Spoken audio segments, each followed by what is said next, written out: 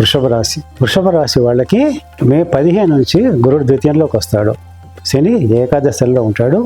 రాహువు దశమ స్థానంలో ఉన్నాడు. అయితే వృషభ రాశి వాళ్ళకి శని ఏకాదశిలో ఉండడం వల్ల ఆదాయం పెరుగుతుంది. కానీ వీళ్ళు కొత్త పెట్టుబడులు పెట్టకూడదు. తర్వాత అభివృద్ధి ఉంటుంది. కుటుంబంలో శుభకార్యాలు జరిగే అవకాశాలు ఎక్కువగా ఉన్నాయి. వీళ్ళు మంచి విందు భోజనాలు చేస్తారు. తర్వాత వీరి మాటకు విలువ పెరుగుతుంది. కంటి సమస్యలు ఉన్న వాళ్ళకి అవి పరిష్కారం అవుతాయి. ద్వితీయంలో గురుడు ఉండడం వల్ల కుటుంబంలో శుభ వాతావరణం ఉంటుంది. ఇది ఎప్పటి వరకు? 1 సంవత్సరం వరకే. మళ్ళా 2026 మే నెలలో గురుడు కర్కాటకంలోకి వస్తాడు. అప్పటి నుంచి మంచిది కాదు. అయితే వృషభ రాశి వాళ్ళు 2025 మార్చి 30 నుంచి 2027 జూలై వరకు జాగ్రత్తగా ఉండాలి. కొత్త పెట్టుబడులు పెట్టకూడదు.